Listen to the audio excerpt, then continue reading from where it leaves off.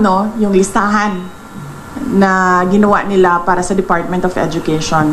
Worthy yun, natingnan kung sino yung mga sinulat ni Martin Romualdez na mga congressman na makakatanggap sa School Building Program Fund. Pangalawa, flood control, yan, laging may corruption dyan. Farm to market roads, laging may corruption dyan.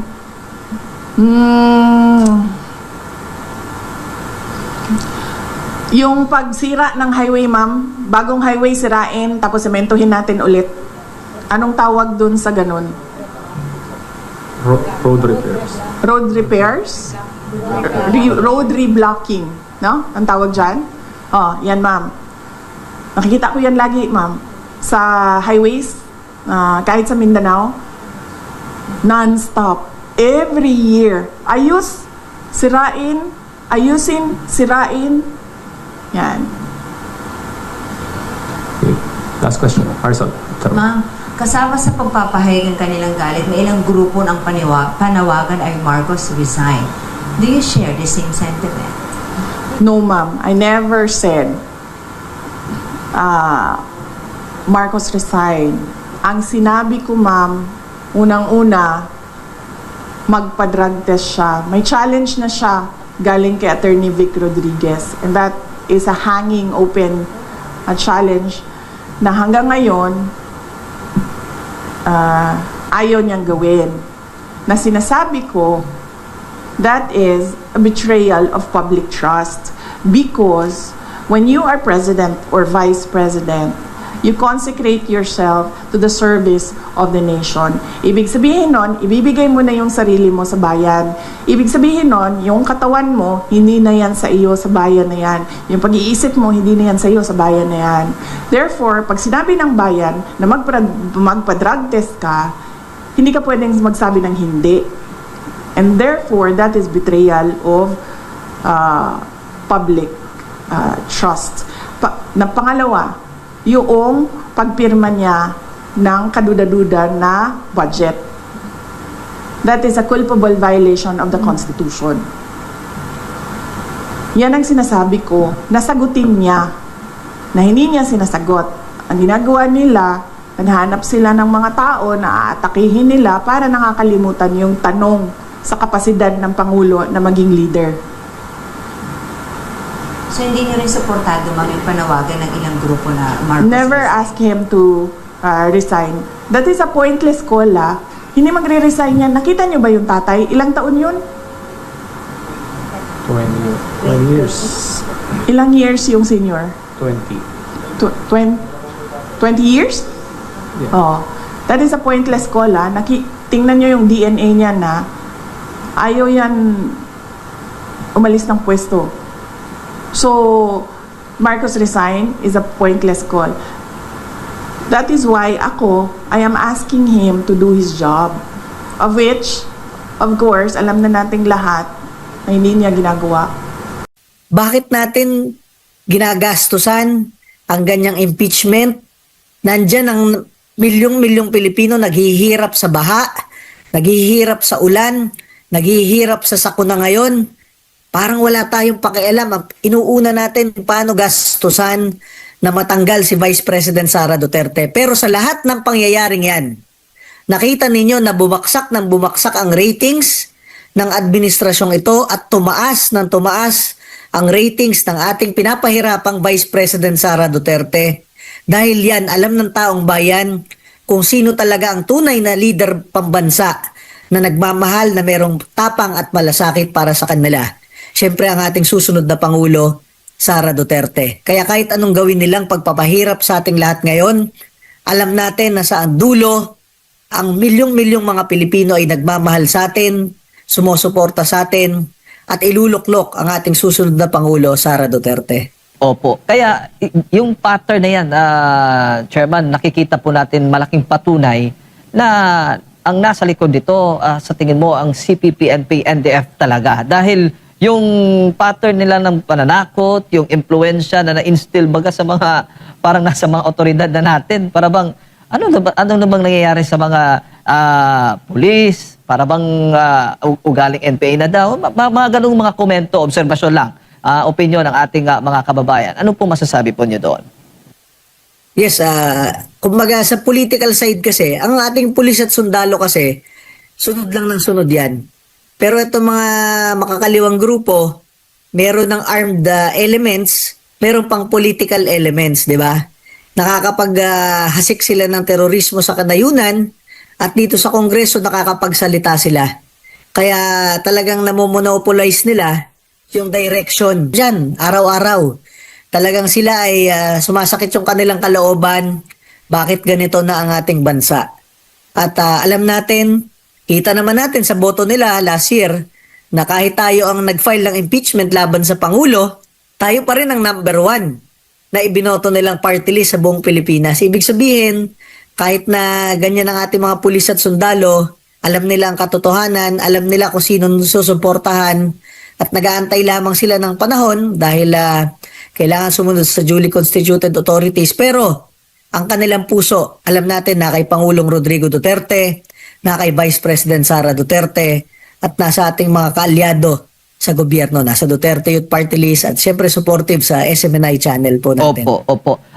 Chairman, bago ko lang ipasa kay partner Admar, marami din sa mga nagtatanong ng ating mga kababayan dito, sa tingin ho ninyo, ang teroristang grupong CPP, NP, NDF ay unti-unti nang namamahala sa ating bansa ngayon. Baga, kontrolado na ba nila itong ating pamahalaan sa ngayon? Kumbaga, sabi pa nga dito sa mga komento, para daw na-hostage na ba ang ating pamahalaan na hindi makagalaw at hinahayaan na lamang na mag-bend the law, mag-break the law ang ilan nga sa mga ahensya, ang mga opisyal ng gobyerno? Alam nyo, yan ang direksyon ng kanilang impluensya.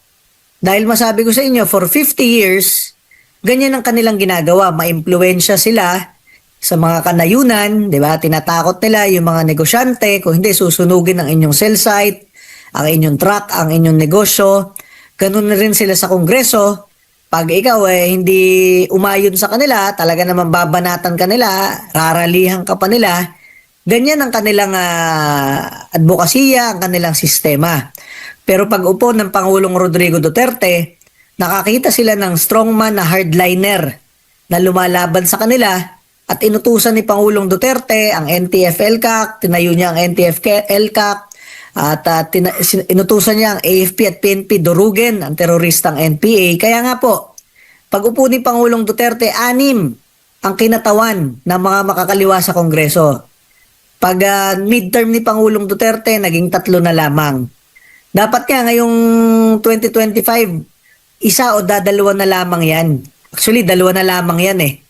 Kaya lang nung tinanggal nila yung hardliner laban sa mga makakaliwang grupo sa Kongreso, tayo, Duterte Youth Party List, nawala na tayo, hindi tayo makadebate sa kanila, nawalan tayo ng opisina, nawalan tayo ng mga tauhan sa Kongreso, nakuha pa nila yung isang seat natin, nakaupo pa yung Gabriela.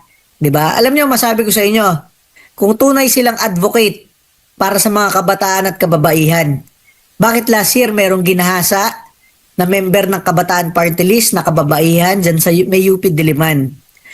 Humihingi ng tulong yung member ng Kabataan Party List dahil ginahasa siya 3 beses ng kanilang mga kagrupo sa Kabataan Party List. 3 beses ginahasa ha. Hindi man lang nagsalita yung kinatawan ng Kabataan Party List para ipagtanggol siya. Hindi man lang nagsalita si Sara Elago na kinatawan ng Gabriela para sa kababaihan na dati rin kinatawan ng kabataan at nanahimik sila. Kahit yung sa ACT teacher na kayo ay kinatawan ng mga guro at ito naman ay scholar ng bayan sa UP Diliman, hindi rin nagsalita. So saan kayo nakakita na mismong miyembro nyo ginahasa ng mga kapwa niyo miyembro 3 beses, kababaihan, kabataan siya, at scholar ng bayan, hindi kayo nagsalita. So, ibig sabihin, pinipili nyo lang kung sinong ipagtatanggol ninyo. And kung ganyan ang kanilang sistema, paano pa natin maaasahan na ang kanilang mga ginagawa sa Kongreso ay tunay na ang tawag ay makabayan, di ba? Ito ay sumusuporta lamang sa mga teroristang NPA at sa recruitment nila sa mga kabataan papunta sa hanay ng mga makakaliwa. Chairman, magandang umaga si Admar po. Gaano po Good morning po, boss. kadelikado kung nakikipag-siping ang CPP, NPA, NDF sa mga leader ng ating bansa, ng ating gobyerno, lalo na sa mahabang paglaban ng gobyerno dito sa makalaban ng Estado, at baka maakselang yung naging pagsusumikap, lalo na sa nakalipas na administrasyon, na talagang mapilayan ng husto itong makakalimang grupo na tinagurian ng terorista po, Chairman. Delikado yan. Dahil alam nyo, kung ikaw pulis o sundalo o tropa ng gobyerno, dati malakas ang loob mo at talagang high moral ka. Ang tawag dyan sa military o sa pulis, high moral. Dahil meron ka isang commander-in-chief katulad ni Pangulong Duterte na all out ang laban sa mga teroristang NPA. So ngayong panahon na ito na after ni Pangulong Duterte na dumurog kasama nyo sa mga teroristang NPA, ang commander-in-chief nyo ngayon hindi nyo mariringgan na nagsasalita laban sa mga teroristang NPA. At syempre, kung ang taga-file ng administrasyon ng impeachment laban sa Vice President Sara Duterte ay yung mga leader na mga kaalyado ng teroristang NPA sa Kongreso, talagang mapapaisip kayo na bakit ganon? 'Di ba? Nagkaalyaduhan na ang ating mga leader sa bansa. Ang masama dyan, ang mga taga-Malacanang ngayon at taga-administrasyon, syempre ano lang yan, mga bureaucrats na papalit-palit, mga politikong papalit-palit. Pero kung nakipag-alyado kayo sa teroristang NPA, gagamitin rin kayo ng mga yan. Hindi nyo alam dahil dyan talaga sanay ang mga yan for 50 years kung paano maging anay sa ating gobyerno. Gagamitin kayo, maya-maya babanatan kayo, mamaya gagamitin uli kayo. Akala nyo sila yung ginagamit nyo, pero ang tunay, kayo ang ginagamit, ang inyong pondo, ang inyong impluensya, at dahil nga dyan, lalong lumalakas tuloy ang teroristang NPA ngayon. Nakita nyo recently, in the past few months, nagkaroon pa ng mga teroristang NPA na kabataan sa Mindoro, sa Negros. Dati, nung panahon ni Pangulong Duterte, wala na yan. So, ibig sabihin yan, lumakas na uli ang recruitment ng mga teroristang NPA sa hanay ng ating mga kabataan at mga estudyante. Dahil rin yan, wala na si Vice President Sara Duterte bilang DepEd Secretary at bilang co-chair ng NTF-ELCAC. Malaking ano yan, malaking epekto yan na wala ang Pangulong Rodrigo Duterte, wala si Vice President Sara Duterte, na kasama ng ating mga tropa ng gobyerno na lumalaban dito sa mga teroristang NPA. Siyempre lumalaban pa rin ngayon, pero dahil tinanggal na bilang DepEd Secretary, tinanggal na bilang NTF-ELCAC co-chairman, wala na tayong kapangyarihan na maging opisina ng gobyerno laban sa NPA. Opo, siguro panghuli na lang mula sa akin, ano naman po yung magiging role, lalo na po ng taong bayan dito sa mga nakikita nila sa gobyerno na baka hindi lang nila alam, na baka alam niyo na, minamaniobra ng hindi nalalaman ng nakararami, lalo na ng mga nasa otoridad, mga military, nasa pambansang pulisya, iba pang mga uniform personnel, na unti-unti nang ginagapang sila sa mga propaganda at mga pagnanais nitong makakaliwang grupo po para makuha yung kanilang interest, Chairman. Ang masabi natin dyan sa ating mga kababayang Pilipino, siyempre bilang naging boses ninyo at kinatawan at chairman ng Duterte Youth Party List, binoto ng milyong-milyong Pilipino, dapat lahat tayo ay maging boses rin. Kayo, ating mga kababayang Pilipino, mga OFWs, mga Pilipino dito sa ating bansa, dapat tayo ay magsalita at meron na rin namang social media ngayon, tayo ay magmasid at magsalita. Dahil kung kinikitil yung boses ng inyong mga kinatawan, katulad ng Duterte Youth Party List, dapat kayo mismo ay magsalita kasama natin sa inyong mga naoobserbahan sa ating bansa. Unang-una, kita na naman ninyo ang mga naging scam, flood control scam, at iba't iba pang scam sa ating gobyerno, modus operandi, na talaga namang kinuha ang trilyong budget ng mga Pilipino. Diba? At tayo'y naghihirap ngayon sa baha at sa kahirapan at sa mga kakulangan sa mga serbisyo ng gobyerno. Dapat kayo magsalita dyan. Diba? Tinanggal tayo sa Kongreso para hindi natin masabi yun sa Kongreso. Pero dapat sabay-sabay nating sabihin yan At nandyan naman ang social media at nandyan ang SMNI, di ba? Pangalawa, ang masabi natin dyan, ang ating mga tropa ng gobyerno, talagang kakampi natin yan. Karamihan dyan. At kailangan lang nila ng suporta rin sa atin dahil hindi sila makapagsalita. Dinaan nga nila sa boto kung sinong susuportahan nila ang number 1 sa kanila, Duterte Youth Party List. Pero dahil wala tayo sa Kongreso, hindi natin makonvey sa halls of Congress ang mga mensahe ninyo at mensahe ng ating mga tropa ng gobyerno. So ang kailangan po dyan, in the next 14 months na lang po, filing na. 21 months na lang po, eleksyon na sa ating bansa.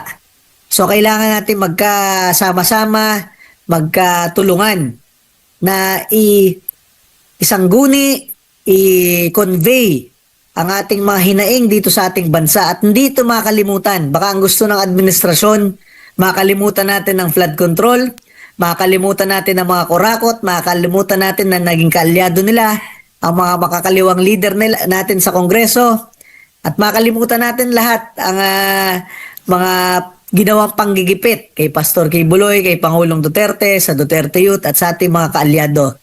Hindi po natin makakalimutan yan. Kasi ang problema sa ating ibang leader sa bansa, nag-aaral sila sa ibang bansa, hindi nila alam na ang pinapanood ng mga Pilipino maghapon hanggang gabi ay kung paano pinapahirapan ang bida at sa dulo yung pinahirapang mga bida na yon. Yun ang nagtatagumpay. Ginawa nilang true to life, di ba?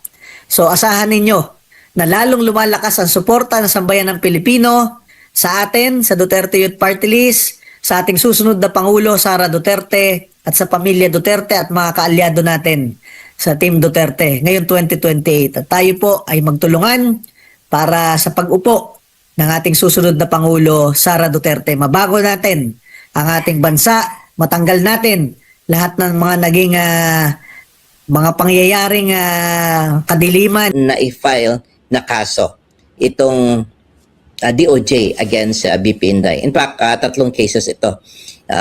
One for BBM, one for FL, and one for Martin Romualdez. Ang nakakapagtaka lang is wala pong mga affidavit complaints yung mga allegedly na injure or na threaten. No? So dapat kasi there is a pronouncement from them and a clear authentication or a statement from them, no? That they received the threat at saka dapat i-authenticate po nila yung video doon na pipresent nila sa evidence na talagang yun ang sinabi nila na nababahala sila o yung papalagang ko ito, things like that. But that's not the issue, no? We know for a fact that kung mag-file dapat ng kaso sa DOJ is that yung threshold, no? Na is yung prima facie evidence with reasonable certainty of conviction. Dati kasi probable cause lang eh. Ibig sabihin, napakabigat talaga na kompleto talaga ebidensya na kapag may presenta po ito sa korte, siguradong convicted. Questionable nga, wala nga yung affidavit complaint ng mga alleged victims or complainant na si BBM, FL at saka si ex-speaker Martin Romualdez. But the question is this, no? We go on to that issue. Mari nga ba kasuhan si Vice President Inday Sara ng grave threats sa ngayon, ha? At mari ba siyang ipa-arresto kung merong pong warrant of arrest? My short answer is no. Hindi po. I will discuss why, no? Because meron kasing pronouncement ang Supreme Court dito sa kaso na Inday Sara Duterte. Sara Duterte versus HOR. And back po yan, July 2025 po na desisyon ng Supreme Court. At ang nag-pen po ng decision si Senior Associate Justice Marvic Lanen. And in fact, pag sinabing en banc, yung 15 po ang nag-participate sa deliberations. Although wala yung dalawa yata, si Kagiwa at si Singh, however, may quorum man, so unanimous on decision na, di ba, nalala po ninyo, na-dismiss po yung impeachment complaint na first, no? Kasi meron ngang na-bar. But in that decision, meron pong pronouncement ang Supreme Court regarding about these impeachable officers, no? Well, sinabi number 1 doon is that alam naman natin na ang mga impeachable officers under Article 11, Section 2 is President, Vice President, Ombudsman, Constitutional Commissions, no? Supreme Court Justices, of course, no?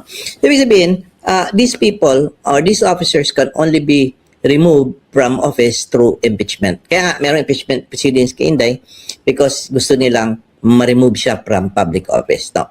Now, in that particular case, no, klaro po, may sinabi po ang Supreme Court. Ano pa yung sinabi ng Supreme Court? No? Ito po ang sinabi ng Supreme Court dito sa Zara Duterte versus House of Representatives GR number 278353 dated July 25, 2025. Okay, pasok natin ito. Ito. Well, ang sinasabi dito, basically, aside from the President, na meron po silang full immunity from suit while in office, while po sa tenure nila, yung pong mga other impeachable officers, meron po silang limited procedural immunity. Yun ang tanong. Now, una, yun pong immunity from suit is different from immunity from liability. Lahat po ng impeachable officers, kasama po ang President, pababa, is hindi po sila immune from liability. Kaya lang, antayin mo na ma-impeach muna ang Presidente bago mo pailan ng kaso para habulin at enforce yung liability. Okay, i-determine at habulin, no? I-enforce. Now, with respect naman dito sa mga ibang impeachable officers, pwede silang kasuhan. Kaya lang, meron pong dalawang bagay na hindi po sila pwede kasuhan dahil nga it is an immunity pero limited procedural immunity. Hindi ibig sabihin po no na hindi na sila pwede kasuhan. Pwede talaga kasuhan. At pero pag na-fall doon sa two exceptions, yun po yung procedural immunity. Doon lang papasok na hindi pwede. So take note that there is no immunity from liability. However, there is an immunity from suit, okay, or removal by other means. So, ano po ibig sabihin yan? Okay. So, ang sinasabi po dito kasi ng pronouncement ng Supreme Court, no, citing Mojica versus Court of Appeals, yung impeachable officers are not immune from liability for wrongdoing during their tenure. No?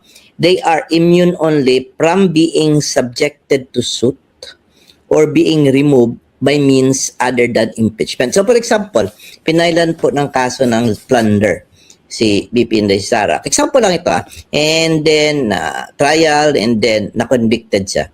So, ibig sabihin, ang sabi kasi sa plunder, kapag meron po siyang kaso, no, na nakalagay doon ang penalty niya, aside from imprisonment, is merong perpetual disqualification from office. Parang hindi mo ginamit ang impeachment proceedings kasi sa Constitution sabi, dapat impeachment pagpatanggal. So if that plunder case, meron po siyang kaakibat or kasama na perpetual disqualification, hindi po pwede gamitin yan. Pasok po doon.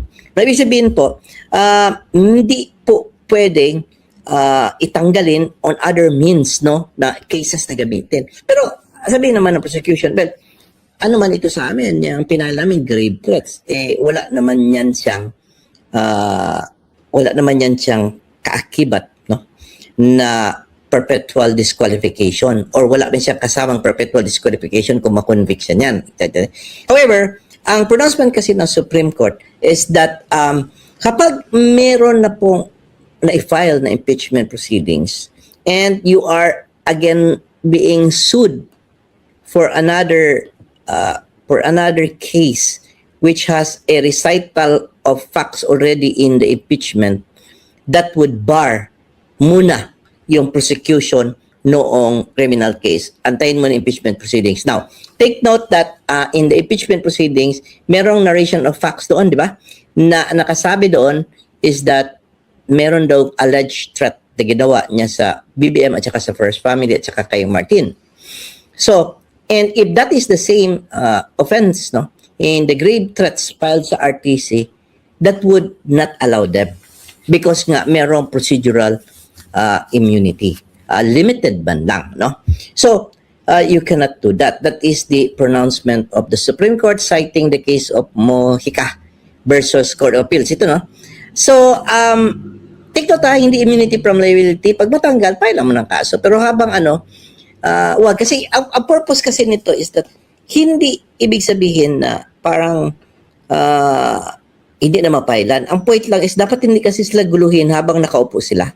Especially kasi kapag ang impeachment process is ginagamit para as a political to remove a political enemy, plus yun ding pag-file ng criminal case to harass, may mga safeguards po ang Constitution at parang yun ang ina-explain, no? Parang yun ang gist, pagka-understand ko doon sa kaso ng Duterte versus House of Representatives. So, having said that, kaya nga pala, ang ginawa ng defense is that nag-file sila ng motion to quash, to hold in abeyance the issuance of any warrant of arrest. Pakinggan niyo muna ito kasi wala kayo pong jurisdiction in accordance with the pronouncement of the Supreme Court in the case of Duterte versus House of Representatives. Kasi sabi kasi ng Supreme Court, ito pinail kasi ito, the same recital of facts, no, and offense na hinihear na doon sa impeachment proceedings. That cannot be done. So you do not have, ibig sabihin, procedurally, you cannot move forward to use the judicial process because bawal, sabi ng Korte Suprema. At the same time, ang argument is that hindi pwede i-disturb. No? So we have to respect the decision of the Supreme Court. Now, suppose the RTC believes on it and quashes it and says, oops, I cannot try this first until matapos po yung impeachment because I'm following the pronouncement of the Duterte versus HOR, then wala na, okay? So what if the RTC will not listen and issues a warrant of arrest? Well, of course, it will just be enforced by the warrant officer. So, hahanapin talaga si BP, no? Unless the defense will now go to the Supreme Court by way of certiorari and prohibition and mag-issue ng TRO. Oops, RTC, wag mo na enforce yung warrant of arrest kasi mali yan. Meron na kaming decision ganito, pakinggan ko muna, no? So, depende po yan, no, sa pag-analyze ngayon ng judge, no, na i-file po yung tatlong complaint, no, na meron ng criminal information for grave threat. So, yun ang aking 2 cents worth, ha.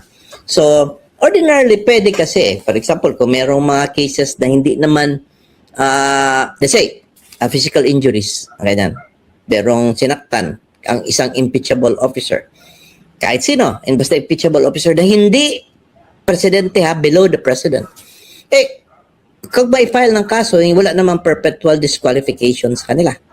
Di ba? Because hindi man yan kasama or penalty for a physical injury. So therefore, pwede filean. Okay? But in this particular case, although grave threat siya, exception to the exception is that iginamit mo na siya as impeachable offense. At may yung recital of facts dun sa impeachable offense, it will be the same recital or the information, criminal information dito sa grave threat. So therefore, you cannot do that. Isang malamig at sana ay maayos ang ating mga kasamahan at nag-recede na ang mga baha sa kanilang lugar. Pero gaya nga ng nabanggit natin na Prof, meron na namang panibagong bagyo, meron pang LPA. Tama po ba na sisihin si Vice President Sara Duterte dahil galit daw ang Diyos kaya nagkakaroon ng pagbaha? Dapat na raw siyang humarap sa impeachment court. Ano po masasabi niyo pa dito sa mga ganitong opinion? Alam mo yan, nagsalitang yan, tao pa naman siya ng kanyang pananampalataya. Hindi ko alam kung saan niya kinukuha na pati ang pag-ulan ay sisisihin sa Vice Presidente. Alam niyo, bigyan niyo ng tasking si Vice Presidente. Baka sakaling makita ng taong bayan kung anong klaseng gobyerno magkakaroon kung si Vice Presidente nag-handle niyan. Alam mo, nakakalungkot kasi kahapon, kahit saan ka pumunta, wala kang nakitang anino ng mga taong responsable at nababayaran natin dahil sa taxes ng ating contribution. Kanya-kanya, bawat Pilipino nagtutulungan. May nakita pa ako diyang isang malaking truck na halos halangan yung pinanggagalingan ng tubig para makadaan ng iba. Nakakaawa ang mga estudyante na naglalakad sa Central Island. So I guess ito yung hindi ko maintindihan kung ito yung konsepto nila ng bagong Pilipinas na walang pakialam ang mga dapat makialam sa usaping baha. Opo. And dito po sa mga sinasabi ng ating gobyerno po, no, mismo ang taong bayan na yung nagtatagpi-tagpi ng mga videos po ngayon na Prof, naalala ka tuloy yung pinagmamalaking 5,500 flood control, after noon biglang baha.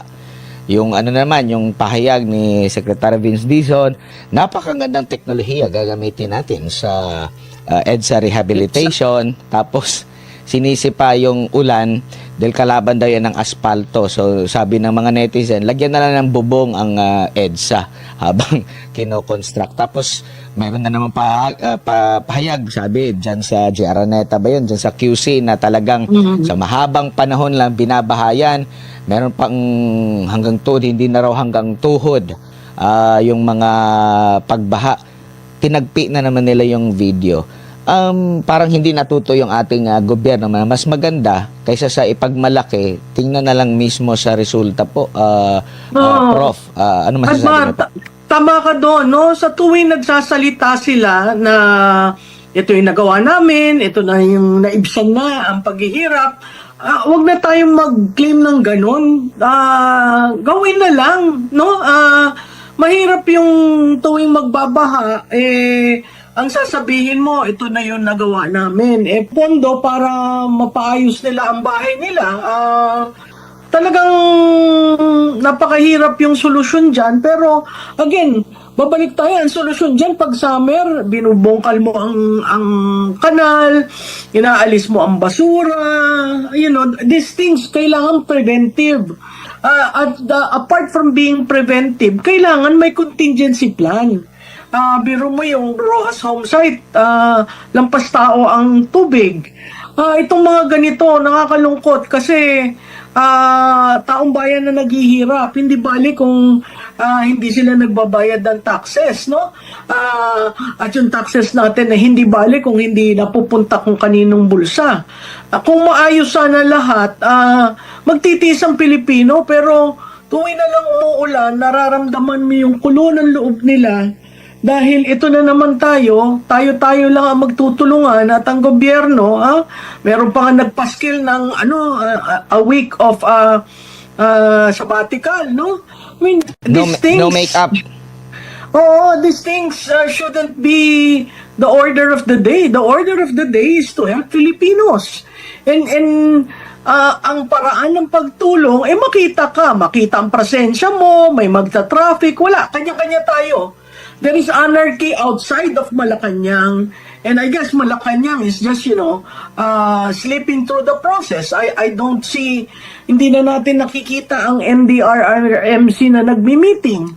Hindi na natin nakikita na yung pagtila ng ulan, paggabi, meron kang pinatatakbo yung para maalis ang bara. Wala tayong nakikita, hindi natin sila nararamdaman. So, hindi ko maintindihan kung ito ba yung kanilang pagsagot sa pagreklamo ng tao. Mali-mali yun dahil ang taxes namin, binibigay namin sa inyo.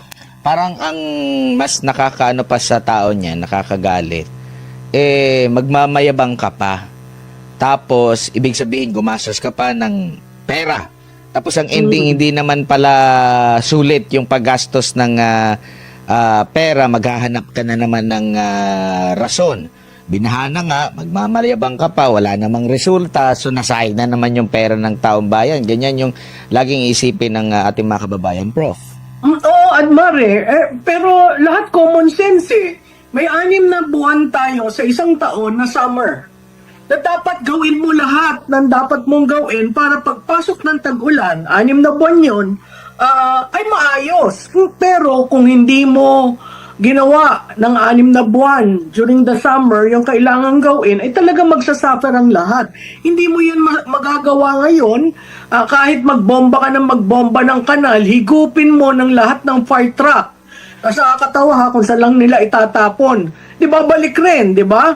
So, itong mga gawaing ito, common sense lang naman yan. Ang hindi ko maintindihan, bakit hindi makita yung common sense, lalo na ngayong habagat lang yan, ha? Hindi ko alam kung pagdating ng yung sinasabi mong low pressure, kaya makikita mo, kalimitan, o orasyon eh.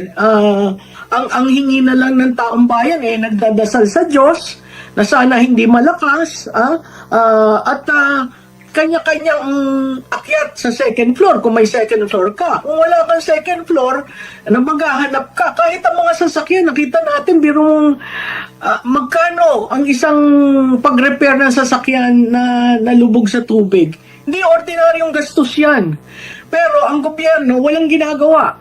Wala kang narinig sa kanila ngayong umaga eh. I was expecting ngayong umaga magkaroon man lang ng national address o magkaroon man lang kung sino man yung in charge. Yang si Torre, ang yabang-yabang mo nung pinasok mo ang Davao. Bakit hindi mo gawin yung yabang mo sa baha sa Metro Manila? Kaya ka nga linagay dyan eh. Kung masosolbahan mo. Ito naman DPWH, saan ka naman nagkakita, nag-rehab ng EDSA. Alam niyo, tag-ulan. At alam niya meron talagang barrier dyan sa busway. So, hindi ko alam kung nasa ng common sense nitong mga ito. Pagkalaki-laking pondo, supposedly good for limang taon. Wala pa yata 3 buwan nasira na. So, babalik tayo uli. Window dressing ba yan sa ASEAN sa November? O talagang inaayos nyo? No? Kasi kung talagang inaayos yan, pinagplanuhan yan, makita mo naman ang pagkakapatsi eh. Ngayon nakikita natin, linagyan ng cover ito, yung sumunod, ito hindi buo. So, paano naging 1.6 billion yung patsi-patsi? Ang inaantay ko, Attorney Prof, ang sinabi ng Pangulo na iipunin niya yung mga tubig baha. Napakarami na pong tubig baha po sa ating bansa. Di ko lang alam kung naipon na ba yun. Kasi ang ganda ng pagkakabanggit niya nun na iipunin yung tubig baha. Ang nangyari lang, yung mga netizen, ginawa ng Ang nag-iipon. Ang nag-iipon ng tubig baha. Alam mo, Admar, pwede yan eh. Magandang solusyon yan. Kung may catchment basin tayo. Wala tayong catchment basin eh. Tingnan mo yung dun sa DGC. Meron silang catchment sa ilalim eh. Kaya hindi nagbabaha. Tapos nare-recycle. Yun siguro dapat ang tingnan na natin, lalo na sa Metro Manila. Kasi ang Metro Manila, yan talaga ang daus-usan ng tubig. Galing sa pagtumaas ang Manila Bay, high tide, pag ang Laguna de Bay hindi silted, hindi nahuhukay, hindi na lumalalim yung kanyang carrying capacity, tapos patuloy ang quarrying sa Sierra Madre, lahat ng bagsak niyan sa Metro Manila. So, anong solusyon mo sa Metro Manila? Alam mo, maingay ang Metro Manila. Maingay ang Metro Manila. Saan ka maglalagay ng catchment basin? Diba? Yun dapat ang pinag-aaralan nila, long-term solution. Pero ang short-term solution, talaga makita mo yung paghuhukay sa mga kanal, linagyan na ng malalaking culvert, pero katulad sa Araneta, linagyan na ng malalaking culvert na wala, hindi masyadong tumaas. Ba't tumaas ngayon? Ano nangyari? Nabara ba ng basura? O yung pumping hindi gumagana?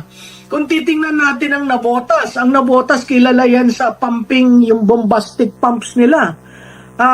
Nagpa-pump ng tubig dahil may tubig yan eh. Pinapump, lumalabas. Tapos may wall sila, may barrier sila.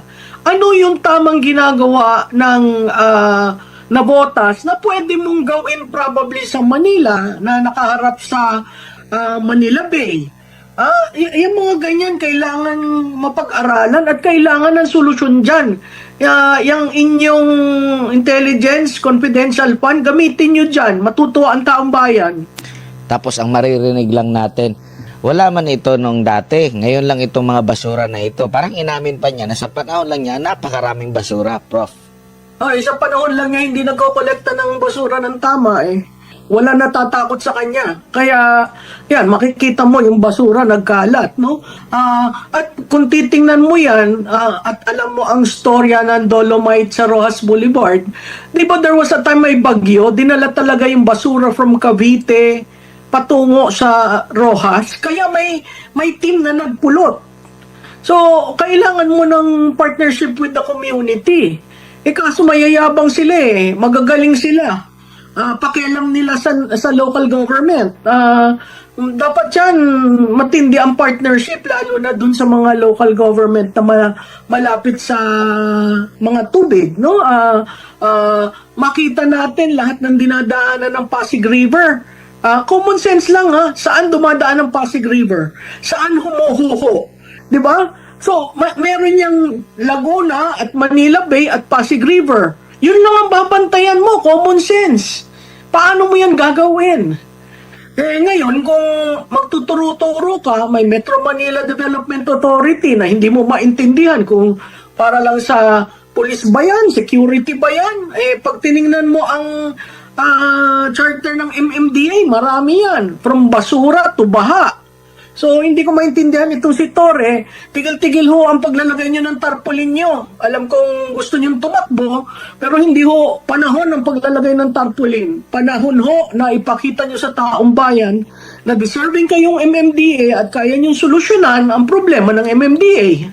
Paano po magkakaroon ng bigat ang kanyang sinasabing meron siya, nakanda siyang mag-endorso kung ganito ang resulta ng kanyang panggobyerno, Prof? Mark, kita naman sa resulta ng mga surveys Yung NCR, unti-unting nagtitilt, no? Unti-unting nakikita, I guess, experiential yan, nakikita ng mga botante, ano ba to? Ano ba itong ginagawa? Kung ito bang aking susundin, mapapaayos ba ang buhay ko? Alam mo, pag tiningnan mo doon sa Philippine Development Plan, ang gusto lang naman ng Pilipino, maayos na buhay. Makapagtrabaho, may sweldo siya, matulungan niya, mapag-aral ang mga anak, may pera siya, kung sakaling magkasakit ang pamilya, may pera siya na pambili ng 3 beses na masustansyang pagkain. Simple lang, no? Pero kung ganito lang ang serbisyo na ibibigay mo, unique ang Metro Manila kasi ito yung capital, no? At dito media center, at dito talagang it's very hard to please voters, pero makikita mo nagtitilt.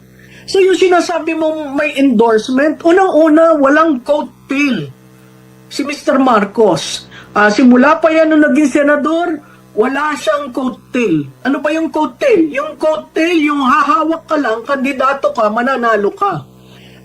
Magmula nang tumakbo siyang senador, hindi umangat ang kanyang total number of votes nung nagre-elect. In fact, yung base vote ng isang Marcos is roughly around 12 million. Tumaas lang yon ng 15 million nung si Senator Marcos ang tumakbo. So siya mismo, wala siyang coattail. At makikita natin kung i-disaggregate nyo ang data ng 2022, hindi totoo na ang nagpapanalo sa kay BP Inday ay siya. Ang totoo, si BP Inday ang malaking naitulong para sa kanya manalo. Hindi ba siya ang linigawan? Kung malakas kayo, hindi kayo manliligaw ng isang taong taga Mindanao. So, saan mo kukunin yung endorsement? Hindi ko alam. Siguro yung endorsement pwedeng associated sa makinarya, sa COMELEC, sa pondong pampolitikal, itong budget na papasok. Maraming paraan, pero yung actually tatayo ka at endorse ka at immediately ang taong bayan iboboto ka, sa tingin ko nagkakamali sila dyan sa kanilang pag-a-analyze ng endorsement factor ni Mr. Marcos. Opo. Dito tayo sa impeachment naman, Prof. No? Ano ba ang nakita ninyo sa pinaka-latest na trial kung saan nagkaroon ng hostile witness ang prosecution sa katauhan ng dating disbursement officer ng OVP na si Gina Acosta po? Well, alam mo, Admar, wala ka masyadong makukuha kay Miss Acosta kasi sinasabi lang niya ano ang nangyari, 'di ba? Ano nangyari? Bakit general? Kasi general ang sinabi na ilagay. Makikita mo sumusunod siya sa utos. Pagkatapos, tama rin naman dahil wala naman siyang intelligence know-how. Paano siya maglalagay doon ng specific? So yung specific nanggaling doon sa intelligence officer ni VP. Pangalawang sinabi niya, sinabi sa kanya, encash na, pumunta siya doon, nag-encash siya, linipit siya sa bag. Hindi ako nag-agree ng paggamit ng AI na yon. Kasi, ang 150, no? Magkano nga yung total na una? It's 150, right? Nasa mga ganyan. Kay security officer, si Nolasco, si La Chica. La Chica. Apo. Oo. Ay, kung ako rin, kung ikaw rin, kung may ganong kalaking pondo, hindi ba ibibigay mo yun sa security? Hindi ikaw ang hahawak nun. Kasi nakakatakot pag nawala yun. Ikaw yung responsible custodian officer. Hindi ko lang gusto yung pananalita ni Ligutan na parang ang pagtatanong tinatakot si Miss Acosta, no? At ang gusto niya conclusion kaagad. Tama lang na nag-oppose yung defense kasi sino ba ang nagsabi sa yung i-encash mo? Sino ba ang nagsabi sa yung ilagay sa bag? Natural yung head of agency. So, as SDO, by the name itself, disbursing officer, di ba ang disbursing, nagbibigay ka ng pondo? Disbursing. So, ang sinabi ng head of agency sa disbursing officer, ibigay mo kay La Chica, ibibigay mo yon. Anong mali doon? Opo. So parte na yun ng pag-disburse niya na sinabi niya na ayon naman sa Joint Memorandum Circular bilang disbursement officer, bahagi yun. So, tama yung sinabi na ni Acosta po, Prof, na bahagi yun ng kanyang pag-disburse at sinabi rin niya doon na hindi naman pwede ako yung akyat ng bundok. Wala akong sariling security. Ako makikipag-usap sa mga taong hihingan ko ng mga information. At saka, Admar, my goodness, if you look at Miss Acosta, she's a very simple lady. Yung demeanor niya, yung pagsasalita niya, yung pagkakanervyos niya, pinagkakatiwalaan siya. Kita natin pinagkakatiwalaan dahil galing Davao, siya yung ginawang SDO, pero every bit of the way, every point of the way, na-explain niya. Na-explain niya kung bakit generalize, na-explain niya kung bakit detalyado, na nag-usap sila, nag-usap sila bago niya ilinagay. So, ito yung as per her knowledge, tama yung ginawa niya. Wala naman nagsabi sa kanyang mali. Opo. Ngayon, ibang klase naman yung kung sasabihin mo, nambulsa ka ba ng pera? Kita naman natin, hindi nila maitanong ng ganun. Hindi rin nila maitanong, nag-iwan ka ba ng pondo kay Vice Presidente? Diba? Kasi makikita mo dun sa pagtatanong nitong lawyer na ito, may pinupunto siya sa dulo. Kaya nga maganda na marinig natin yung defense para mabuo natin yung kwento, no? Yun nga lang, may mga points doon na pwede na sanang hinusgahan na ng presiding officer, pero makikita mo very lenient. So, tingnan natin kung anong mangyayari. Pero napagalitan po siya ng isang senator, di ko lang alam kung pinagalitan ba siya direkta or yung isang senator judge po dahil parang nagmamaang-maangan daw, marunong naman daw, pero tingin ko nagre-reflect sa transcription yung the way manalita ang isang tao. Kasi minsan, pag binabasa mo, akala mo dire-diretso ito. Kasi pag magbasa ka lang. Pero pag actual mo na siyang nakausap, baka iba rin. Anong masasabi niyo po doon sa naging punan ng Senator Alam mo, Admar, yung senador na yan, sanay kasi sa pataasan ng boses at bastusan no? Makikita mo, alam mo, ang transcript, walang sound.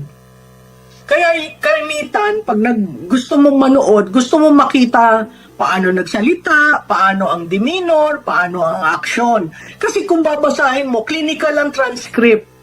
So makaka-judge ka na marunong magsalita ng Tagalog, marunong magsalita ng English, nakakaintindi. Wala kang pakialam kung gusto niyang magsalita ng Bisaya. Kung yun ang comfort level niya, no? Pangalawa, itong konteksto nito, she is anong tawag dito? Anong klaseng witness? Hostile. Hostile witness.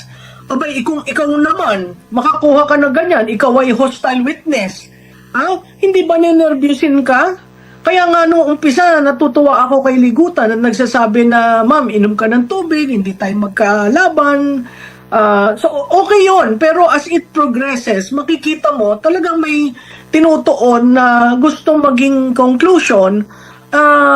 At ako'y natutuwa sa kasimplihan ni Gina Acosta na sabi niya yung dapat niya sabihin, yung alam niya talaga na ang role niya sa pagiging SDO, di ba? At SDO siya ng Davao. So, technically, hindi bago sa kanya yung trabaho niya. Yun nga lang, mas malaki at saka naibigay na malapit na matapos ang taon. So, kailangan nilang ialat yun. So, mabilisan yun. Kasalanan ba mabilis? Kasalanan, tama dun yung presiding officer na pinunto niya. Wala na tayong pakialam kung mabilis sila, kung ang proseso nila in 3 working days, nandyan na. Wala tayong pakialam doon. Ang pakialam lang natin, may ninakaw ba? May malibang alokasyon. No? At tulad yan kay Piatos. Sige sila ng sige ng Piatos. Hindi nila ginagamit yung common sense nila. Pumunta pa sila sa PSA para hanapin. Ano ngayon? Hindi nila magamit si Piatos.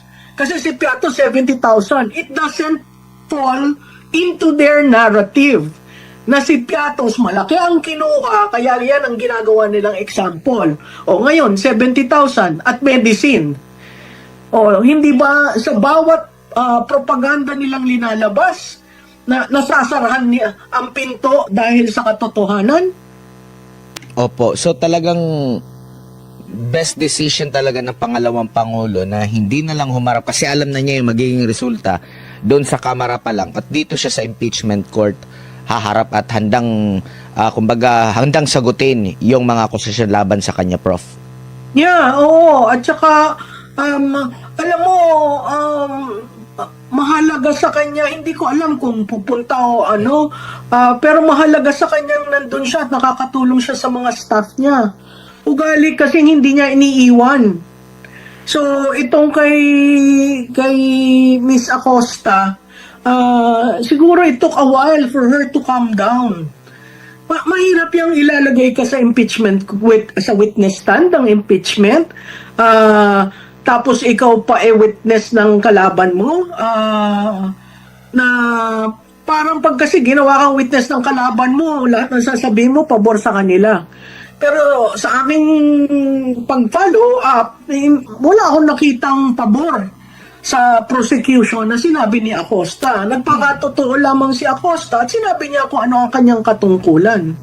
So walang masama talaga doon sa pagpapaulit ng mga tanong, pinunan niya na masyadong mahaba yung tanong, yung request niya na pwede ba Tagalog o di kaya ay Bisaya, Cebuano, para medyo mas maka-express. So walang masama doon, considering kung gusto talaga na katotohanan na mula sa kanya at kampante siya.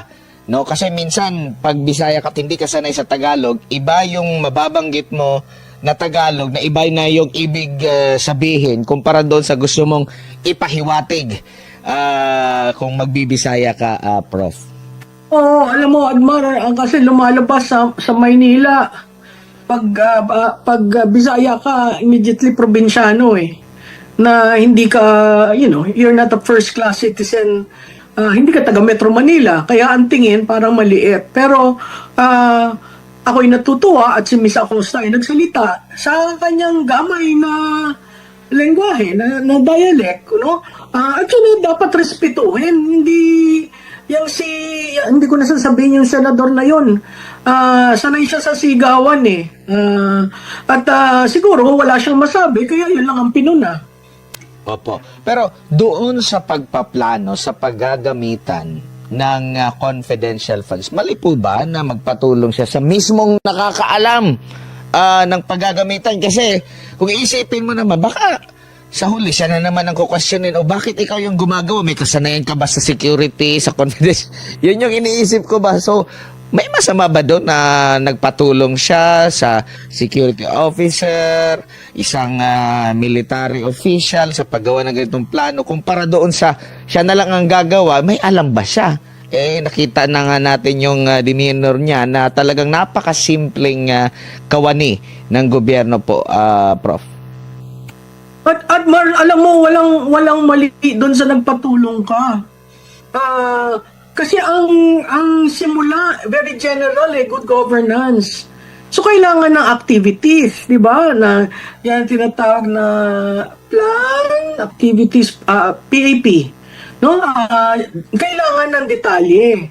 So, sino nakakaalam ng detalye? Sino ang security officer na nakakaalam ng detalye? Hindi ba sila chika? So, silang dalawa yon, di ba? Yung pagkwento nga niya, nagsasangguni ho ako sa kanya, kayo ba ang naglilista, nagbibigay ho siya, tapos tinatanong ko kung ano yung detalye dito. So, practically, sinabi niya sa trial court, sa impeachment court, na silang dalawa ang nagsasangguni doon. At tama rin, rightfully so, wala naman siyang alam tungkol sa seguridad, no? Point blank ka ang mga tanong niya sa kanya, point blank siya nasasagot. So, kung nagsisinungaling yun, paikot-ikot yun, isa diretso. Opo, ako po, nag-usap po kami, sinabi po niya sa akin, inilista ko po, sino nag-approve? Ay, yung pong head of agency, si Vice President. O kaninong signature yan? Pati ba naman yung mga ganon? Talagang hinahanapan pag-ikot sa mga bawat katanungan, hinahanapan ng mali. Kaso, ang nasa joint security naman, hindi naman pinagbabawal na magsangguni ka doon sa security officer. Diba? Opo. Lalo na yung nature ng paggagamitan ng confidential funds. Yeah. So, I don't think there was anything that is a blow on the defense with Ms. Acosta. She merely graphically told the impeachment court, ito yung ginawa ko. Opo. Pero, ang maganda doon, hindi nila natanong na may nawawala ho bang pera, na-liquidate ba ng maayos. Di ba, nandun na yun sa COA testimony. Siya is the preparation from the SDO, from receiving the fund to the role of the SDO, tapos yun sa preparation and implementation. Opo.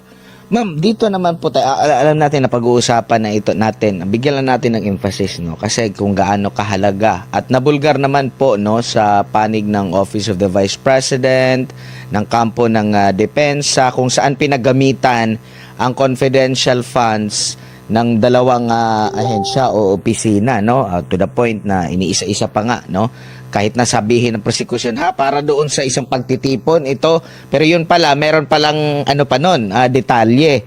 Gaano kahalaga po ito na alam naman natin sa mahabang panahon ang talagang umuusig, tumutuligsa nitong confidential intelligence fund ng gobyerno, itong mga makakaliwang grupo. At ngayon parang naging successful ba sila na mabusisi, ng husto mabuksan ito, at para sa kanilang kapakinabangan, sa kanilang interest po, at stake yung ating national security, lalo na sa paglaban natin sa mga kalaban ng Estado.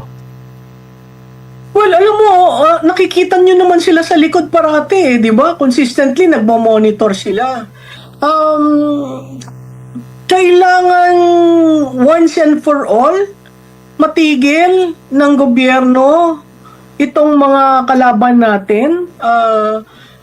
Domestically, yan yung tinatawag na internal security. Mahalaga na malaman ng taong bayan kung anong ginagawa nila at kung paano natin masasawata, kasi kailangang magkaroon ng development dun sa mga lugar na ino-occupy nila. Marami pa tayong probinsya na nandun sa poorest of the poor. At karamitan, kaya yan poorest of the poor, walang serbisyo ng gobyerno, hindi nakakarating doon ang buhay ng kanilang kasapi o ginagamit lamang para sa pagtuligsa sa pamahalaan. So, yun yung realidad ng sitwasyon natin, at yung ginagawa ni BP, ever since naman, kilala siya as being anti-left, no?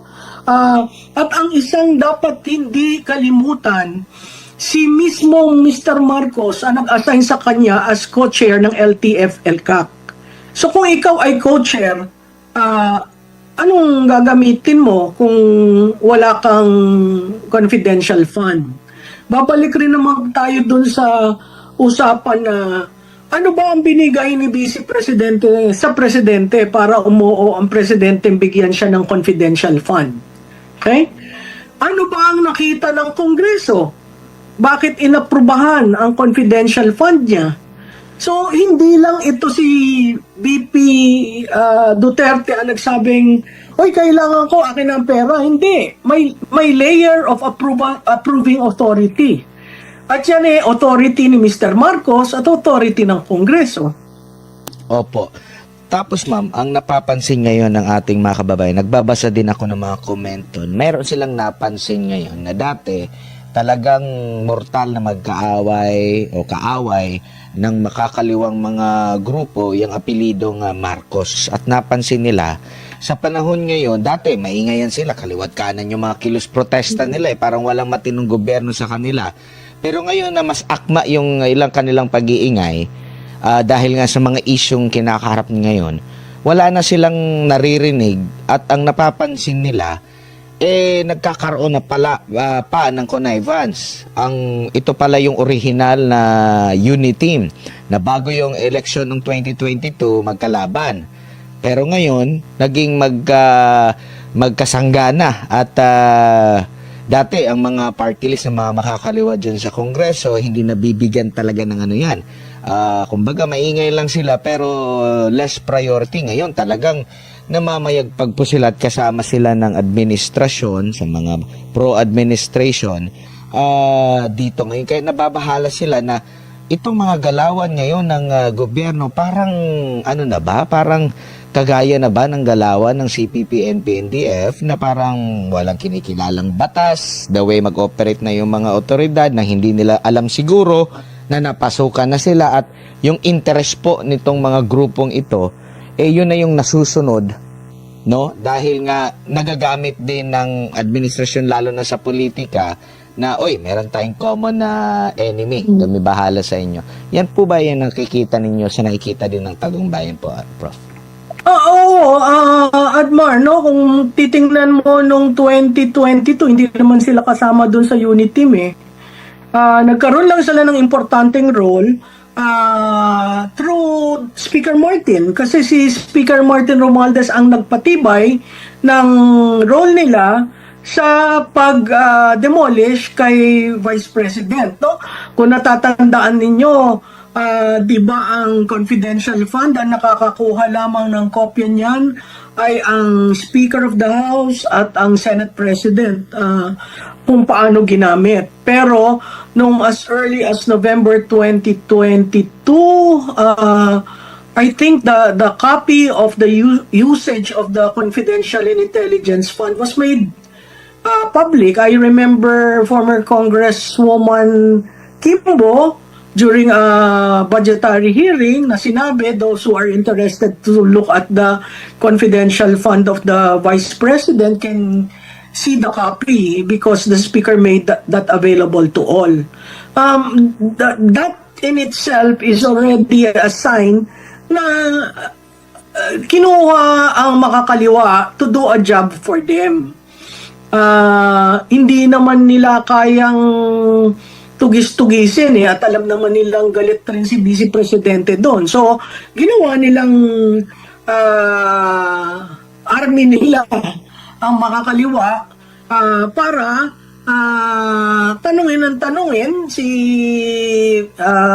BP Inday at throughout, nakita nyo, from the filing of the first impeachment to the second impeachment, to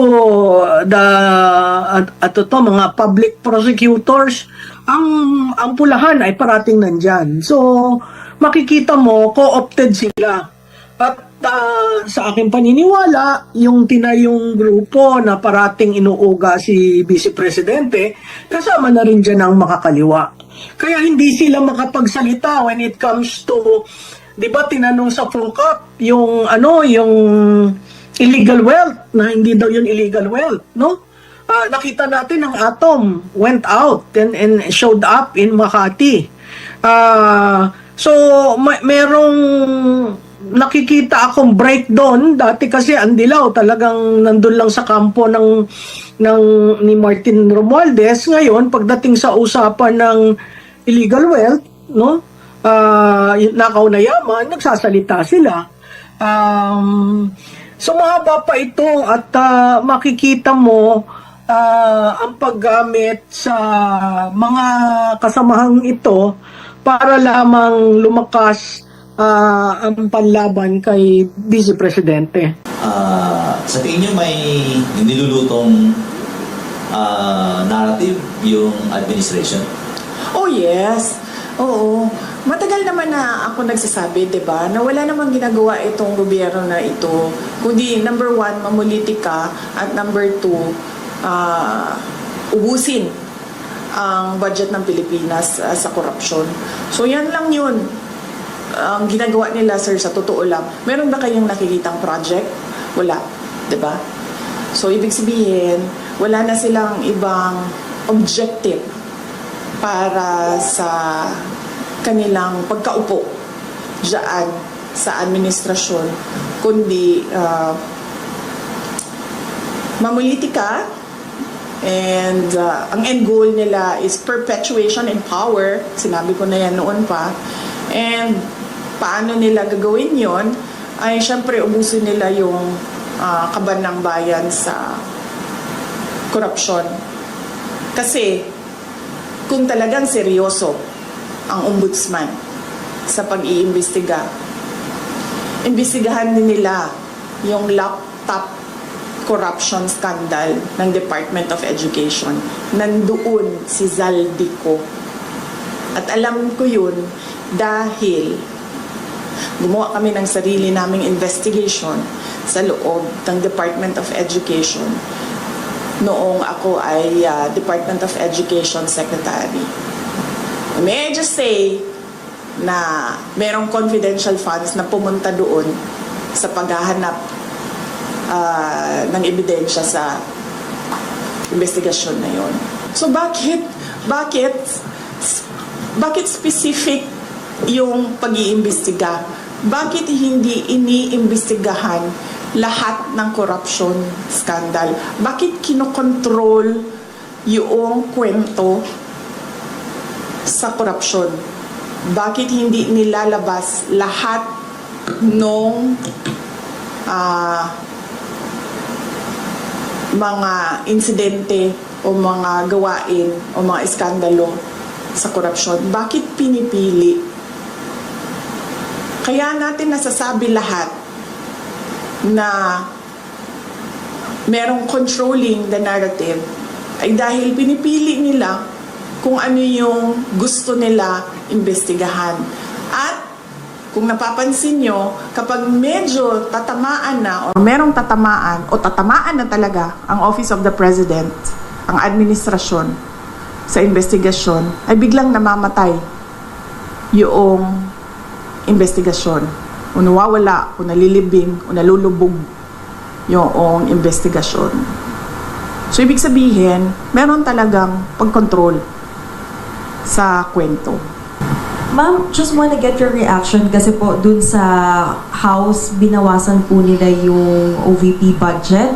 Ano po yung tugon nito? Kasi may mga ilang kongresista rin po na naghayag po na dapat daw pong bawasan itong budget dahil pilit nyo raw, ilang beses nyo raw po na iniisnab yung kanilang pagdinig.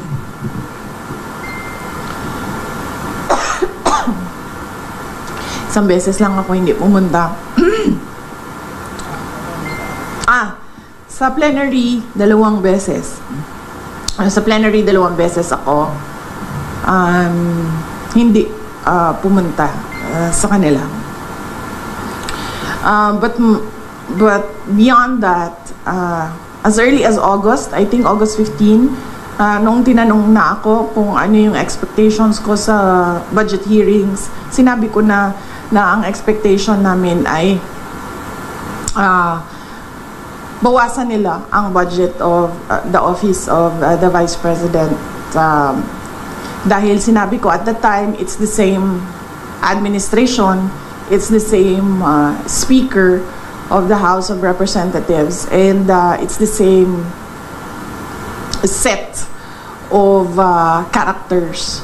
So on that point, tama nga ako sa sinabi ko noong August. Hindi man siya Last one. nakakagulat. Hindi na ako nagugulat sa House of Representatives. Itong hayop na abante na ito, ang kapal ng mukha niya, nahanapin si Sara Duterte, si Inday Sara. You know, gusto daw niyang humarap dyan sa impeachment na yan, sa maleta impeachment na yan. Ang sabi niya, nasaan ka, Madam President? Bumabaha na nagagalit ang Diyos. Ginagamit mo pang ang Diyos. Gagamitin mo pa ang Diyos sa iyong kasinungalingan. Pakita natin yung mukha ng... Ang lakas ng loob na gagamitin ang salita o pangalan ng Diyos sa kanyang mga kasinungalingan. Yan si Abante na hindi siya nanalo. Okay? Tineknikal pa nila yung kalaban nila dyan sa distrito niya para maupo sa tulong ng mga bangag. So anyway, ang sabi niya dito, nasaan ka, Madam Vice President? Bumabaha na, nagagalit na ang Diyos.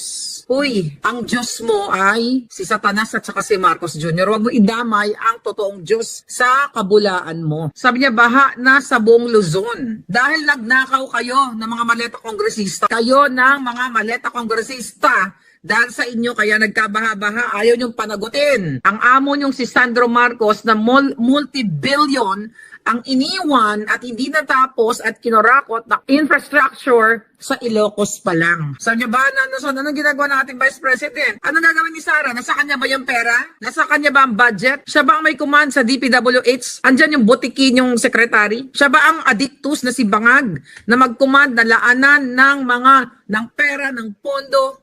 Yung mga infra, yung pinagmamalaki ng Vince Dizon, ano ang eksena dyan? Mga pangako ng hayop na DPWH na yan. Sabak ba ni Sara yung pera? Mag-isip ka nga, gago ka. Abala ang Vice President sa pakikipagkapwa-tao at pagtatrabaho, hindi katulad ng amo mo. Abala sa pagnanakaw, abala sa panggagago, abala sa pag-aadik, abala sa lahat ng kahayupan. No? Kita mo, kapupus lang ng amo mo. Ayan, no? Oh, yan, ang amo mo. Oh, yan, habang bumabaha, ano ang sabi ng amo mo? Happy Monday, everyone! Excited to start my birthday. Sabbatical. Sabi niya, no makeup. Yan ang amo mo, Abante. Ang sabi ng amo mo, basahin na natin to, ng amo niya. No makeup, no hairspray, no terno, no heels, no speeches, no official photos, no meetings, no schedule, no stress. But, yes to nakaw, yes to baha, yes to kaalputan, yes to kidnapan, yes to gorgoran, yes to hakot na pera ng bayan. Diba? Ang kapal ng mukha, sabi niya, just me and Mother Nature. Ayun na nga, Mother Nature. Ayan, ang itsura niyan. Habang kayo ay binabaha. Habang nagpapakasarap, ini-enjoy niya yung mga nakaw na yaman at nakaw na mga properties na hindi pa binabayaran ng state tax o ng property tax ng pamilya niyang balikan natin itong si Abante. Sabi niya ba, nasaan siya ngayon? Nasaan siya ngayon? Gusto kong tanungin, nasaan ba siya ngayon? Ikaw, nasaan yung mga ninakaw ng mga amo mo? Mga maletagag, nasaan yung tinago ang pera ng bayan? Si Bangag ang may hawak ng pondo. Siya lahat ang may hawak ng departamento ng gobyerno. Bakit si Sara hinahanap mo? Si Sara ba ang presidente? Patalsikin mo o gurgurin mo yung hayop na Bangag na yan. Taggurgurin mo sa pwesto. At nang mapalitan ni Sara Duterte. Habang kayo ay binabaha, nakita nyo sobrang grabe ang mga eksena ngayon. At halos hindi umuusad ang mga sasakyan. Mga nasa Amerika, Europa na hindi nyo alam kung ano na nangyayari sa inyong mahal na inang bayan. Oh, wow! Yan ang buhay nyo mga palangga. Oh, di ba? Mag-swimming! Huwag kayo manindigan. Sige, lumusog kayo sa baha. Ito pa. Oh, ilang bagay na Marikina binaha. Oh. Ang galing. Oh, di ba? Basta yun yung papatansikin ang mga adik. Ang galing talaga ng Bangag administration, ano? Oh, ito pa. Oh, sasakyang sinuong ng mga baha. Ito nga yata yun. Oh, galing! Galing-galing ang Bangag administration. Tapos si Sara Duterte ang hahanapin ng mga yawa at abala sila sa pag-impeach pa rin kay Inday Sara at abala sila sa pamumulitika. O, tignan natin si Pader. No, ayan, Pader. O, nalusong na sila sa baha. O, di ba? Ang galing. O, nakita nyo ba yan? Tatama nga naman, di pa umabot ng tuhod sa area na yan, ano? Ayan, lalo na yung mga bulaan, yung mga pulboroni, o Baclaran as of 5 p.m. Look at that. Ano ito? Nakita niyo yung Baclaran? The last time na pumunta ako na Baclaran, that was 2014. Namili ako ng mga, yung kaibigan ko pala sinamahan ko kasi nagtitinda siya. Namili ng mga damit sa Baclaran, okay? Ganon pa rin, pero hindi ganito kaba. Look at that. Dagat na. As of 5 p.m., Baclaran Water Channel sa Parañaque nananatiling yung maganda ng palibalita. Nananatiling malinis sa basura ngayong Lunes. Nananatili pero mataas, baha, di ba? It's the same freaking story, mga darling. Talagang yung GMA News, talagang may mga may mga pa-cover up talaga no? Ito mga reporter na namugto na ang mata niya sa puyat. Si Ivan Marina, namugto na ang mata, nabaha pa. Kawawa ka naman, Dodong. Anday mo ng aibag sa puyat sa bangag. Mag-alsa na kasi kayo at paalisin ng mga bangag. Mag-alsa laban sa mga adik. Monsoon rains to drench parts of Luzon, Visayas on Tuesday. Congratulations! Di ba? O hindi umabot hanggang tuhod na. Yan. Okay, yan ang ang inyong gobyerno ngayon. Manila's North Cemetery, yung mga mahal nyo sa buhay, patay na, binabaha pa rin. Papunta daw yan, 338. Baha sa Manila North Cemetery. May mga patay na nakahimyang ng inyong mga bata, inyong mga kamag-anak, pinapasok pa rin ng baha. Right? My God, ang sarap talaga na buuan ng kape mga giyawa. Ano pa? Tapos naman ito na ba? Sa Nawan, sa eskwelahan. Nagkalitsi-litsi na ang eskwelahan ng mga kabataan.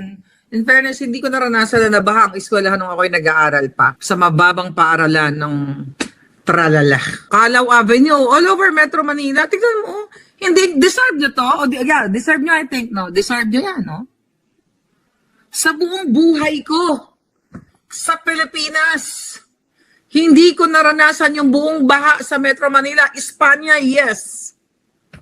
Naalala ko na baha na isang beses ko lang naranasan na hanggang liig. Totoo yun. College days. Hindi ako nagkakamali. Kasi ang tama ba? Correct nyo ako kung tamang recollection ko.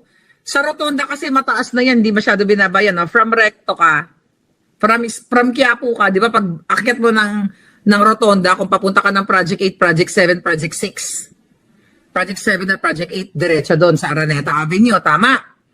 So, hindi masyado binabayan pag akyat mo ng gano'n, bigla na naman doon sa Araneta. So, yun yung naranasan ko, naglalakad, walang sasakyan, walang jeep, kasi nga hindi lahat makahaon. Pero hindi buong Pilipinas. Hindi buong Pilipinas na baha. Hindi buong Metro Manila. Kasi kahit pa paano, noong mga panahon na yun, doon may mga kawatan, medyo may kahiyan pa ng konti yung mga kawatan. Hindi nila inuubos yung budget for flood control. Hindi nila inuubos ang budget for infrastructure. Kumbaga kung ngayon ay 99.9% na ninanakaw nila ang budget sa infra, noon siguro 55% lang, 50%, kaya may natitira pang konti.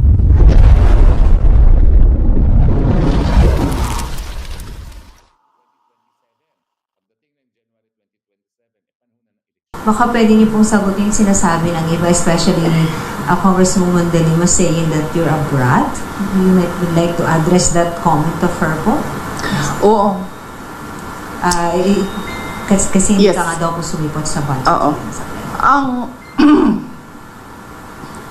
Ang administration, and that is led by Malacanang Palas, ang Makabayan, ang Akbayan, ang members of the Liberal Party, yung mga pink and yellow, and sabihin na lang natin yung sixth category, all others. Meron yan silang narrative about Inday Sara. Kung napapansin nyo, paulit-ulit lang yan na sinasabi nila. Kung ano yung, at pansinin nyo din, kung ano yung lumalabas sa bibig ng Malacanang Palace, susunod yung kanilang online service providers sa news. Whether it be fake news, bloggers, totoong news, or trolling, pare-pareho yung narrative nila.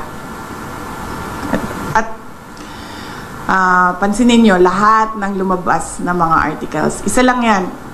Sinasabi nila, number 1, pro-China. Number 2, brat. Number 3, lukaret, crazy. At number 4, nakalimutan ko yung isa. Ano yung isa, ma'am? Paulit-ulit lang yan sila eh. At confidential funds. Ilustay. Yan. Pro-China, brat, luka-luka, at confidential funds. 4 lang yan. Pansinin nyo, inuulit-ulit nila yan. Hoping siguro na one of those will stick sa image or sa reputation para makasira sa akin.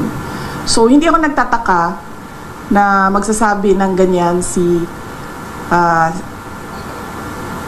Leila de Lima.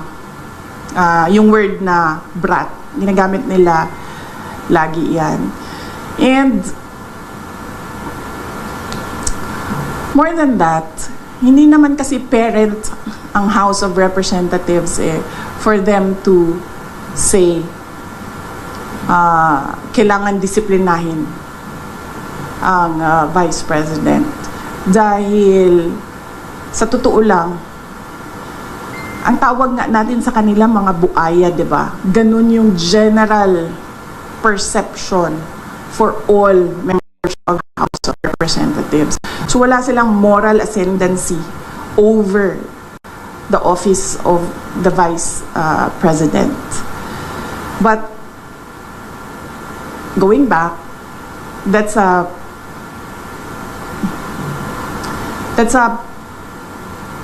messaging narrative of anti-Duterte. No, not anti-Duterte. Anti-Sara Duterte. Messaging narrative nila. Nasa message board yan nila sa mga anti-Sara Duterte. Yan, paulit-ulit yan sila. Pro-China, luka-luka, confidential funds, at brat. Ang problema kasi sa messaging nila, hindi ko na lang sabihin kasi baka matuto sila sa akin, ma'am. Ayoko, ma'am, pag sinabi ko, then matuto sila, and then makaisip sila ng bago. Wag na. Last question. It's a narrative by anti-Sara Duterte groups. Ma'am, si former Speaker Romualdez appeared before the ICI today at sabi po niya na he's happy to be invited daw at willing naman daw po siya mag-share ng kanyang mga nalaman tungkol sa budget process at information on insertions. Your thoughts on this po, ma'am? Wala na, hindi ko na siya iniisip, ma'am.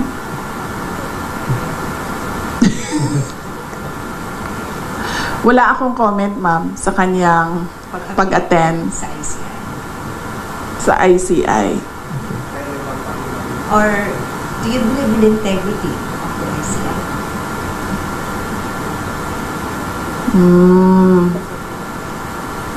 Sinabi ko na yan, diba? Na ang ginawa lang kasi ng Pangulo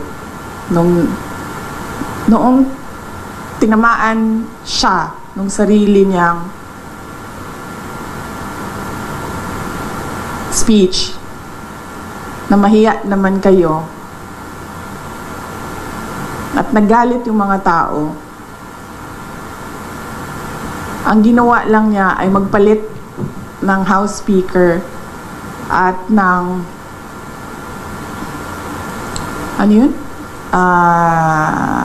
President ng Senate at gumawa ng ICI.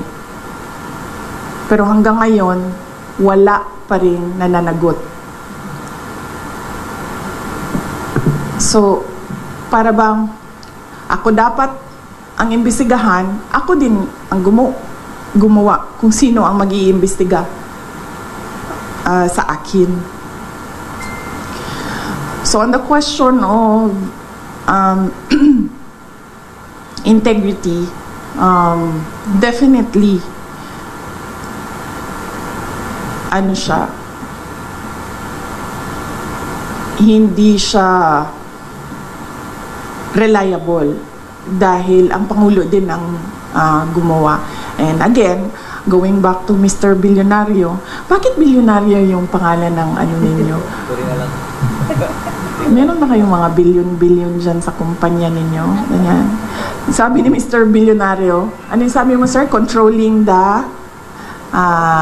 narrative. Yes, controlling the narrative. Okay. Yung una ng sinabi ko, ma'am, no, yung listahan na ginawa nila para sa Department of Education. Worthy yun, natingnan kung sino yung mga sinulat ni Martin Romualdez na mga congressman na makakatanggap sa School Building Program Fund.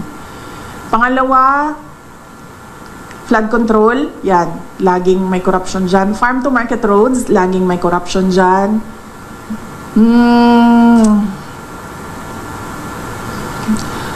Yung pagsira ng highway, ma'am, bagong highway sirain, tapos sementohin natin ulit.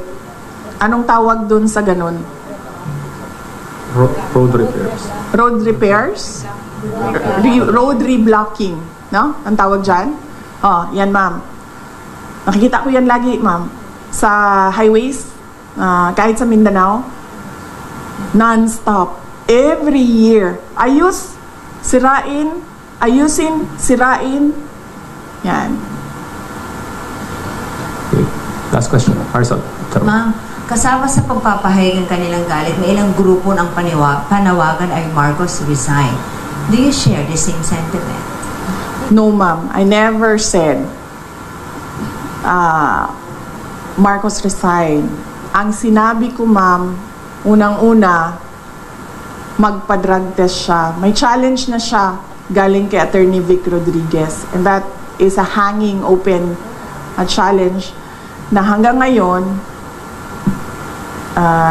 ayaw niyang gawin.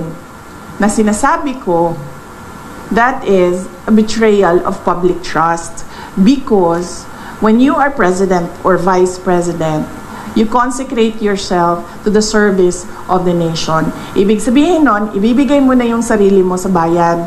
Ibig sabihin nun, yung katawan mo, hindi na yan sa iyo sa bayan na yan. Yung pag-iisip mo, hindi na yan sa iyo sa bayan na yan. Therefore, pag sinabi ng bayan na magpa-drug test ka, hindi ka pwedeng magsabi ng hindi. And therefore, that is betrayal of public trust.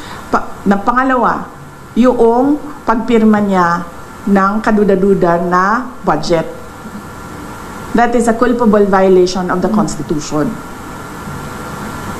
Yan ang sinasabi ko, nasagutin niya, na hindi niya sinasagot. Ang ginagawa nila, naghanap sila ng mga tao na aatakihin nila para nakakalimutan yung tanong sa kapasidad ng Pangulo na maging leader. So, hindi niyo rin support